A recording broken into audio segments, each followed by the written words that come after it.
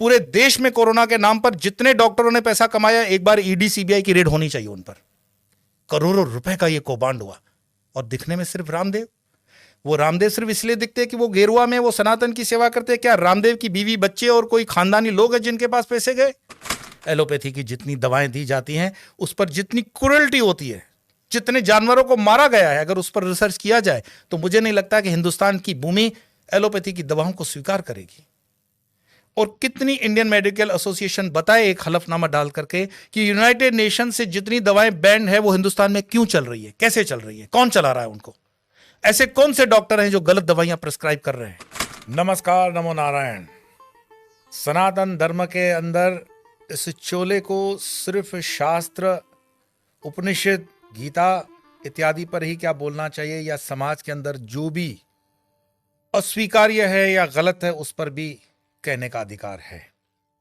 इसको मुझे किसी से इजाजत लेने की या परमिशन लेने की जरूरत नहीं है। ऐसा मेरे सनातन धर्म ने हमें यह अधिकार दिया है। और मुझे बड़े दुख के साथ कहना पड़ता है कि कुछ ओछे किस्म के टीवी चैनल और मीडिया हाउसेस ने जिस तरह से बाबा रामदेव के और सुप्रीम कोर्ट के बीच के संवाद को प्रस्तुत किया वो निंदनीय है। और बहुत ही ओछी हरकत है कि बाबा रामदेव हाथ जोड़कर खड़े थे सुप्रीम कोर्ट में। हाथ जोड़ना विनम्रता की निशानी है, संस्कृति की निशानी है, सनातन की निशानी है, धर्म की निशानी है। पाखंडी लोग हाथ नहीं जोड़ते। पाखंडी लोग तो उसी सुप्रीम कोर्ट में खड़े होकर के कह देते हैं कि राम कल्पनीय है, कल्पना है राम। सुप्रीम कोर्ट को हम अगर इस तरह से गैर इस्तेमाल करेंगे, उसका उपयोग इस तरह से सिर्फ अपनी टीआरपी बढ़ाने के लिए करेंगे तो ये ठीक नहीं है। कभी कभी धर्म के मार्ग पर चलते हुए अपने विरोधियों को भी अगर अच्छी चीज हो तो उसको लेने में हमें शर्म नहीं करना चाहिए। और मैं बड़े विनम्रता से और धन्यवाद के स्वरूप से असउद्दीन ओवैसी को धन्यवाद देते हुए उनके शब्दों का प्रयोग कर रहा हूं कि supreme court is supreme but not infallible. मतलब सुप्रीम कोर्ट सर्वोपरि हो सकती है लेकिन सुप्रीम कोर्ट अचूक नहीं है। लेमेंस लैंग्वेज में बोलेंगे तो खुदा नहीं है, यही तो वो बोलते हैं। लेकिन मानो उनके ही शब्दों को हम ले कि supreme court is supreme but not infallible. Baba Ramdev ji को जिस तरह से बेइज्जती करते हुए मीडिया में दिखाया गया तो ऐसा लगता है जैसे पतंजलि के प्रोडक्ट्स का उन्होंने जहर बांटा था। उनका इरादा क्या था?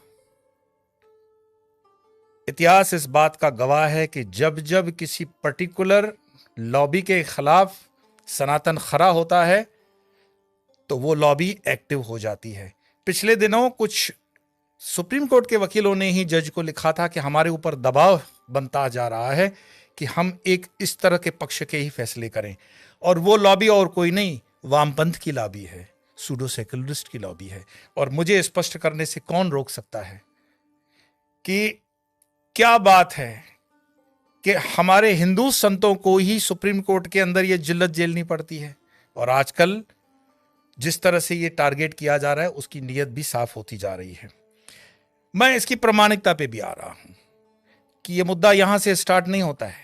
ये मुद्दा स्टार्ट होता है 2006 में, जब हमारे स्वर्गीय मेरे छोटे भाई राजीव दीक्षित वलसाड़ में मेरे आश्रम पर आए हुए थे। और उसी 2006 में बाबा रामदेव जी भी इसी स्वदेशी जागरण के हिसाब से वलसाड़ के अंदर हम स्वामीनारायण मंदिर में मिलते हैं। मैं, राजीव दीक्षित और मेरे साथ वलसाड़ के प्रतिष्ठित चार्टर अकाउंटेंट जिग्नेश भाई वसानी। स्वदेशी के ऊपर काफी बातें हुई। उस वक्त राजीव भाई ने मुझे कहा था कि स्वदेशी का काम करने में उनके ऊपर इतना दबाव पड़ता है मल्टीनेशनल कंपनीज का, और आयुर्वेद का वो जितना काम करते हैं तो एलोपैथी वाले एकजुट होकर के उनके ऊपर भेड़ियों की तरह अटैक कर रहे हैं। उनको जान का खतरा है। मैंने राजीव दीक्षित से पूछा था आपको कहां खतरा दिखता है? उन्होंने कहा जितना मैं आयुर्वेद को प्रमोट करता हूं उसमें इंडियन मेडिकल एसोसिएशन हो या फिर मेडिकल काउंसिल ऑफ इंडिया हो, जब जब मैं उंगली उठाता हूं यह ऑर्गेनाइजेशन मेरे विरुद्ध में काम करते हैं। मैं ये दावे के साथ ये नहीं कह सकता हूं कि यही ऑर्गेनाइजेशन थे उनके हत्या में, पर राजीव दीक्षित ने उस समय भी मुझे कहा था कि अगर उनको जान का खतरा है तो इन्हीं मल्टीनेशनल कंपनियों से खतरा है, क्योंकि वो स्वदेशी को प्रमोट कर रहे हैं। आगे चल करके हम लोग जो देश और धर्म के लिए काम करने वाले थे, मुझे 2008 के बाद इसी भगवा क्रांति के केस में अंदर लाया जाता है और तब राजीव दीक्षित अभी जिंदा हैं। किसी तरह से मैंने राजीव दीक्षित से संपर्क किया क्योंकि वो मुझे अपना भाई मानते थे और एक विचारधारा के हम लोग हैं। तो मैंने उनको कहा कि मुझे अजमेर जेल के अंदर रखा गया है, मैं आपसे मिलना चाहता हूं, क्योंकि उन्होंने कहा था कि ऐसा कोई भी संकट है तो मैं तुम्हारे साथ खड़ा रहूंगा। लेकिन वो इससे पहले कि मुझसे मिलने आते, एक दिन पहले उनकी मृत्यु हो जाती है। मीडिया में उस मृत्यु को हत्या दिखाया गया, षड्यंत्र दिखाया गया और बहुत अच्छे तरीके से ये पूरा षड्यंत्र बाबा रामदेव जी के नाम पे रसीद फाड़ दी गई। लेकिन बाबा रामदेव उसमें कितने थे नहीं थे, इस देश की क्या सुप्रीम कोर्ट या दूसरी संस्थाएं काम नहीं करती? उस मृत्यु के अंदर बाबा रामदेव दूर दूर तक कहीं संबंधित नहीं थे। कई लोगों ने मुझसे पूछा, मैंने कहा मैं बाबा रामदेव जी को जितना जानता हूं और जितना राजीव दीक्षित के बारे में जानता हूं, रामदेव जी का इसमें कहीं कोई नहीं है। हाँ, मल्टीनेशनल कंपनियां इसमें जरूर थी, स्वदेशी लेकर के वो चल रहे थे, आयुर्वेद लेके वो चल रहे थे और उसी आयुर्वेद की परंपरा को बाबा रामदेव आगे चलाते हैं, जोत जलाते हैं और कुछ 100 करोड़ की कंपनी हजारों करोड़ में पहुंचती है। तो जो ये सरमाएदार कंपनियां होती हैं, स्पेशली वो डॉक्टर्स, मैं कहूंगा वो चुनिंदा डॉक्टर्स जो इन बड़े कंपनियों के दलाल बन करके अपने प्रोडक्ट्स को प्रिस्क्राइब करते हैं और कंपनियां उनके परिवारों को घुमाने के लिए थाईलैंड का टिकट देती हैं, नंगी पुंगी लड़कियां सप्लाई करते जाते हैं, ये बड़ा षड्यंत्र है। ये षड्यंत्र किसका है? तो क्या इंडियन मेडिकल एसोसिएशन को पता नहीं है? सुप्रीम कोर्ट उनको कहे कि आप एक अपना हलफनामा दायर करें कि आपके नीचे जुड़े हुए लोग या आपके जितने भी सदस्य हैं वो किसी भी भ्रष्टाचार में लिप्त नहीं है, ऐसा डालो आप हलफनामा। तो एक हिंदू संत को ही क्यों परेशान किया जा रहा है? सिर्फ उसका दोष यही है कि वो अपने देशवासियों को सादे इलाज में, कम पैसों में इलाज दे रहा था कोरोना का। और कोरोना का इलाज जो मेडिकल वर्ल्ड दे रही थी, एलोपैथी, वो कितना प्रमाणित था? मुझे बताओ, कोविड से पहले वो जो ऑक्सीजन नापने वाला मीटर था वो हिंदुस्तान में था क्या? नहीं था। उसको कौन प्रमोट कर रहा था? एलोपैथी के डॉक्टर कर रहे थे। हजारों रुपयों के अंदर पर्टिकुलर एक इंजेक्शन चल रहा था, रेमडेसिविर, REMDESIVIR, रेमडेसिविर जो इंजेक्शन चल रहा था, मुझे बिल्कुल याद है 25 हजार रुपए में वो इंजेक्शन नहीं मिल रहा था। तो उस इंजेक्शन की ब्लैक मार्केटिंग कौन करवा रहा था? कोई आयुर्वेदिक का डॉक्टर था क्या? तो चट्टे बट्टे तो उसी ऑर्गेनाइजेशन के रहे होंगे, डॉक्टर आपके मेंबर से उसमें। अब अगर बाबा रामदेव ने गरीबों के लिए आयुर्वेदिक मेडिसिन बना करके, कोरोनल जो भी वो था दवा, मैंने स्वयं से उसका उपयोग किया हुआ है और उसमें मैं बिल्कुल प्रामाणिकता के साथ कहता हूं फर्क पड़ता है, आज भी फर्क पड़ता है। लेकिन अगर उसकी मार्केटिंग को मान लो कि उस मार्केटिंग को लेकर के थोड़ा बहुत इधर उधर हुआ, तो मार्केटिंग क्या बाबा रामदेव ही गलत करते हैं क्या? मैं जो रिसर्च वर्क कर रहा हूं उसमें मैं आपको कुछ एडवर्टाइजमेंट का एग्जाम्पल बताऊं, तो आप मुझे बताओ, जब माननीय सुप्रीम कोर्ट ने बाबा रामदेव जी के विषय में एक अच्छा खासा स्टेटमेंट किया है कि आपका मीडिया विभाग आपसे अलग नहीं है, बिल्कुल सही बात है। अगर बाबा जी का मीडिया विभाग बाबा से अलग नहीं है और वो गलत मीडियाबाजी कर रहा है तो दोष है। लेकिन मुझे बताओ, जितने मेडिकल प्रोडक्ट्स टीवी पर, रेडियो पर, पत्रिकाओं में छपते हैं, उनका मीडिया का विभाग क्या उन कंपनियों से अलग है क्या? या वो मेडिकल काउंसिल ऑफ इंडिया से अलग है क्या? उसकी जवाबदारी कौन लेगा? कि डीओ लगाने से ऐसी लड़की मिलती है क्या? एनर्जी ड्रिंक पीने से बच्चे मजबूत होते हैं क्या? आई एम अ बेटा बॉय, लेक्स गर्ल, उसमें लंबाई बढ़ती है, मेडिकल काउंसिल उसमें दान दे रही है क्या? क्या शाहरुख खान या ऐसे कोई एक्टर्स जो भी हैं, जब किसी प्रोडक्ट की प्रमोशन करते हैं तो वो प्रमाणिकता के आधार पर होता है क्या? पान जैसे गुटखे मसालों का जो प्रमोशन होता है उसमें ये चीज़ें देखी जाती है क्या? क्या रिफाइंड तेल खाना, जब करीना कपूर नाच नाच के आती है और वो कहती है इसकी सुंदरता में वो तेल है, वो तेल खाने से करीना कपूर जैसी सुंदरता मिलती है क्या? क्या आलिया और करीना के लक्स से नहाकर आने पे जो सुंदरता मिलती है वो हमारी माँ बहनों को मिल रही है क्या? क्या फेयर एंड हैंडसम क्रीम लगाने से सांवला व्यक्ति भी सुंदर हो जाता है क्या? मुझे तो समझ में नहीं आ रहा है। वो जो मसल करने वाले टैबलेट्स होते हैं और वो जो दीवारों पे लिखा रहता है कि आपकी जवानी में मायूस ना हो, करीम खान का संपर्क करें, तो वो जो एडवर्टाइजमेंट है वो प्रमाणिक है क्या? अब 50 और एडवर्टाइजमेंट मेरे पास लिखे हुए हैं। सुप्रीम कोर्ट इस पे नहीं ले सकता कदम।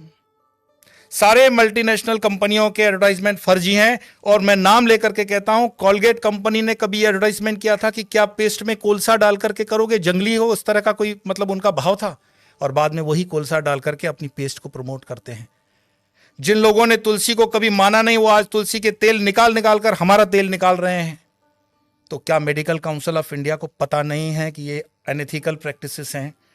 मेडिकल काउंसिल ऑफ इंडिया को क्यों लगता है कि सिर्फ रामदेव जी ने ही जो एडवर्टाइजमेंट किया वो गलत है, दूसरे लोग गलत नहीं करते हैं?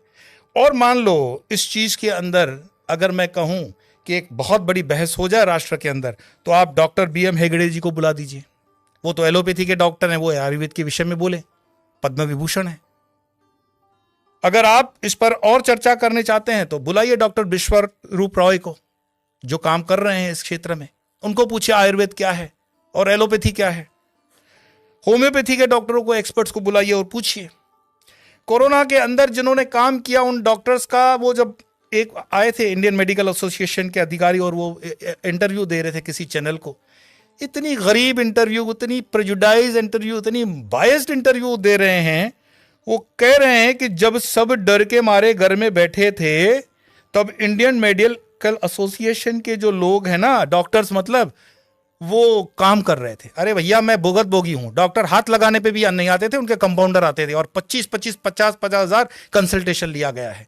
वलसाड़ जैसी छोटी सी एरिया के अंदर लाखों रुपया लोगों से लिए गए कोरोना के नाम पर। पूरे देश में कोरोना के नाम पर जितने डॉक्टरों ने पैसा कमाया, एक बार ईडी सीबीआई की रेड होनी चाहिए उन पर। करोड़ों रुपए का ये कौभांड हुआ, और दिखने में सिर्फ रामदेव। वो रामदेव सिर्फ इसलिए दिखते हैं कि वो गेरुआ में वो सनातन की सेवा करते हैं। क्या रामदेव की बीवी, बच्चे और कोई खानदानी लोग हैं जिनके पास पैसे गए? इस देश का कानून है सबके लिए एक जैसा है, ठीक है, लेकिन हिंदू ही प्रताड़ित क्यों होता है? हिंदू संत अगर किसी छोटे से काम के अंदर पकड़ा जाता है। मैं कल एक आज तक वाले की ट्वीट देख रहा था, पुजारी ने की 62 साल वाली लड़की से शादी। वो पुजारी नहीं, पादरी था, बाद में उनको करेक्शन करना पड़ा। ये क्या मानसिकता दिखाता है कि हिंदुओं को नीचे गिराओ, और इसमें एक पर्टिकुलर लॉबी इन्फ्लुएंस कर रही है। और आज समय आ गया है जब सनातनियों को खड़ा होकर के सोचना पड़ेगा कि अगर वो उनके धर्म के खिलाफ या सनातन के खिलाफ ये षड्यंत्र कर रहा है तो उनको किस तरफ जाना चाहिए। मैं धन्यवाद दूंगा ओवैसी, चाहे जैसे भी नेता हों, बैरिस्टर हैं, बैरिस्टर, और वो भी लंदन के पढ़े लिखे, छोटे मोटे इंसान नहीं है। जब वो इतनी कहने की ताकत रख सकते हैं कि supreme court is supreme but not infallible, supreme court ने उस पर कोई टिप्पणी की क्या? नहीं। मतलब उन्होंने स्वीकार कर लिया कि हाँ, चूक तो हमसे होती है। मार्कंडेय काजू सुप्रीम कोर्ट के जज रह चुके हैं। हिंदुओं को नीचा दिखाने के लिए खुले मंचों से कहते हैं हाँ, मैं गौ मांस खाता हूं। यह मानसिकता दिखाता है उन सीटों पर बैठे हुए लोगों की जो खाते तो ले और पगार लेते हैं हिंदू टैक्स पेयर का। मेजॉरिटी 80% हिंदू है, टैक्स पेयर कौन है? और हिंदुओं के विरोध में ये काम करते हैं। इस चीज को हमें थोड़ा गहराई से समझना पड़ेगा। इंडियन मेडिकल एसोसिएशन की स्थापना होती है 1928 में, अंग्रेजों के जमाने में। और आयुर्वेद इस देश में कब से है? इस देश की जड़ें कहां से हैं? और ये दोष मेरे ख्याल से है तो आयुर्वेद वालों का कि वो कभी भी ऑर्गेनाइज तरीके से नहीं आए, उन कभी संगठित नहीं हुए, कभी उनकी कोई एसोसिएशन सुप्रीम कोर्ट में नहीं गई। आप खुद से देखो, जितने भी मेडिकल रिप्रेजेंटेटिव्स हैं, आपके मेडिकल के ऊपर चीज प्रिंट होती है। मैं तो ये हर एक मेडिसिन की दवा देखता हूं। क्या इंडियन मेडिकल एसोसिएशन को पता नहीं है कि प्रिंट जिस पे 70 रुपया लिखी गई है, वो चीज प्रोटीन का डब्बा जिस पर लिखा गया है 300 रुपया 50-60 रुपए में मिल जाता है? कितनी मार्जिन से खेला जा रहा है।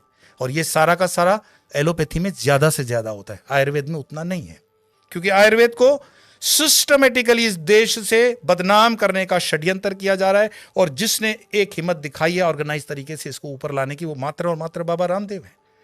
और मुझे तो कभी कभी इतना शर्म भी आती है कि ये किस मुंह से बोलते हैं कि एलोपैथी सर्वोपरि हो सकती है। जब पेंसिलिन निकली थी तब कहा गया कि ये अचूक एक दवा है, फिर पेंसिलिन के साइड इफेक्ट्स आए, उन्होंने विड्रॉ कर दिया।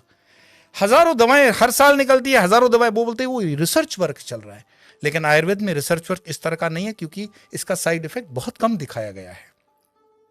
एलोपैथी की जितनी दवाएं दी जाती हैं उस पर जितनी क्रूरल्टी होती है, जितने जानवरों को मारा गया है, अगर उस पर रिसर्च किया जाए तो मुझे नहीं लगता कि हिंदुस्तान की भूमि एलोपैथी की दवाओं को स्वीकार करेगी। और कितनी इंडियन मेडिकल एसोसिएशन बताए एक हलफनामा डाल करके कि यूनाइटेड नेशन से जितनी दवाएं बैंड है वो हिंदुस्तान में क्यों चल रही है, कैसे चल रही है, कौन चला रहा है उनको, ऐसे कौन से डॉक्टर हैं जो गलत दवाइयां प्रिस्क्राइब कर रहे हैं, क्यों डॉक्टरों के ऊपर कार्रवाई नहीं होनी चाहिए। और एक विवेकपूर्ण जिसको बात कहते हैं ना, मैं पढ़ रहा था एक डॉक्यूमेंट्री कि जब सिगरेट नई चल रही थी तो सिगरेट डॉक्टर प्रिस्क्राइब करते थे उस जमाने में, अभी के नहीं। इंडियन मेडिकल एसोसिएशन से निवेदन है, इस तरह का मानहानि मत डालना, आप लोगों ने नहीं किया ये कुकर्मा, लेकिन थे वो डॉक्टर जो सिगरेट को स्वास्थ्य के लिए हानिकारक नहीं मानते थे, आपको प्रिस्क्राइब करते थे आप सिगरेट पियो। और आज वही सिगरेट के बाहर लिखा रहता है कि इंजरीज टू हेल्थ, कैंसर होता है। तो जो भी चेंज होता है वो एलोपैथी में हुआ, आयुर्वेद में उतना नहीं हुआ। आयुर्वेद एक पद्धति, हजारों सालों की पद्धति हुई है, आजमाई हुई पद्धति हुई है, और उसमें बाबा जी का क्या इंटेंशन है वो भी देखना पड़ेगा। और कोविड के अंदर जितनी भी चीजें हुई, मैं एक और चीज देख रहा था, कोविड के अंदर आपको पता है ज्यादा से ज्यादा मौतें कैसे हुई, इसके पीछे सरकार को एक हलफनामा डालना चाहिए। मैं बहुत बड़ा साइंटिस्ट नहीं हूं, मैं दावा भी नहीं कर रहा हूं, लेकिन अगर एक एक घर से पूछा जाए कि कोविड के अंदर जितनी मृत्यु हुई है वो मृत्यु सिर्फ और सिर्फ उनकी हुई है जिनको ऑक्सीजन दी गई थी, क्योंकि वो ऑक्सीजन 100% हमारे लंग्स के देने के लायक थी भी नहीं थी। किसी ने चेक किया नहीं किया, गॉड नोस। किसी पेशेंट को जब आप ऑक्सीजन देते हो तो क्या उसको ऑक्सीजन प्योर जरूरी है? इसका प्रमाण इसी से होता है कि इस पूरे ब्रह्मांड के अंदर या इस एटमॉस्फेयर के अंदर हम जो हवा लेते हैं उसमें 78% नाइट्रोजन होता है, 21% उसमें ऑक्सीजन होता है और 1% होता है कार्बन डाइऑक्साइड। तो ऑक्सीजन की मात्रा कितनी हुई? 21%। और जो पेशेंट ऑक्सीजन की वजह से गिर रहा हो, मर रहा हो, उसको ऑक्सीजन 100% जब आप देते हो, मुझ जैसे अनपढ़ आदमी को बताओ लॉजिकली प्योर 100% ऑक्सीजन उसके लिए जरूरी है, या जो परमात्मा ने हमारे लिए रखी है 78 और 21 वाला, उस पर विचार करना चाहिए। मैं ये नहीं कहता हूं जो मैं कह रहा हूं वो प्रमाणिक है, पर इस पर विचार करना चाहिए और इंडियन मेडिकल एसोसिएशन पे इसको रिसर्च करना चाहिए। बाबा जी ने हाथ क्या जोड़ लिए, कुछ चैनल वालों ने तो ऐसा समझ लिया कि हिंदू नंगा पुंगा हो गया और बाबा जी ने जैसे पूरे हिंदुत्व की तरफ से हाथ जोड़ लिए हों। वो चैनल याद रखें, आचार्य महासभा के वो सदस्य हैं और आचार्य महासभा ने अभी तक अगर स्टेटमेंट जारी नहीं किया उनके पक्ष में तो उनको कर देना चाहिए। आयुर्वेद के सब डॉक्टरों को बाबा रामदेव के साथ आना चाहिए और आयुर्वेदिक प्रेमी जितने भी हिंदुस्तान के अंदर हैं उनको बाबा जी के साथ खड़ा होना चाहिए। मुझे लगता है कि जिस तरह का सम्माननीय सुप्रीम कोर्ट उनके साथ व्यवहार कर रहा है, वो व्यवहार इंडियन मेडिकल एसोसिएशन द्वारा की हुई 75 साल की गलतियों के लिए उनको भी कटघरे में खड़ा करना चाहिए। ये समय है एक स्वस्थ बहस करने का कि क्या सही है क्या गलत है। मैं आपके विवेक पर छोड़ता हूं कि यह विषय सिर्फ देश का नहीं, सनातन का नहीं, धर्म का नहीं, यह राष्ट्र टोटल ओवरऑल ह्यूमैनिटी का भी है, मानवता का भी है। आज इतना ही, फिर मिलेंगे अगले किसी विषय में, तब तक के लिए नमो नारायण।